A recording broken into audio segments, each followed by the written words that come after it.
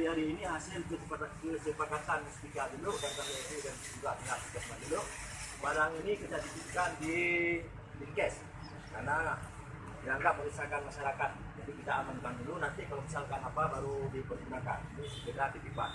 Yang jadi pertanyaan sekarang, kenapa orang Cina tersebut mengantarkan barang yang ke sini tanpa koordinasi dengan Pemda Aceh Timur, baik itu dengan bupatinya, kapolresnya, dan timnya, pihak Dinkesnya.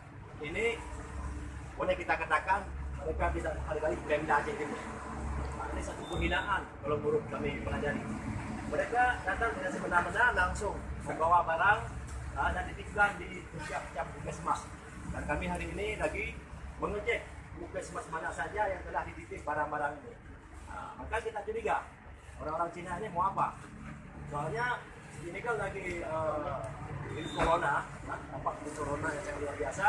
Jadi kenapa mereka datang membawa barang-barang ini? Ada apa itu? Apakah mereka menginginkan Aceh jadi zona merah atau apa? Kita curigai. Apalagi ini ada isu-isu kebangkitan PKI, kita pun harus curiga. Dan Cina sekarang ini virus corona muncul di Wuhan di Cina, dan mereka pun lagi mengembangkan isu-isu kebangkitan PKI. Maka kita umat-umat rakyat kita wajib waspada. Kalau yang demikian, kalau ada barang-barang dari mereka, jangan diterima dulu. Tidak hati-hati. Ini masker yang dibawa oleh mereka. Sebenarnya masyarakat tidak butuh masker. Yang mereka butuh adalah ketegasan pemerintah kita, ketegasan pihak penegak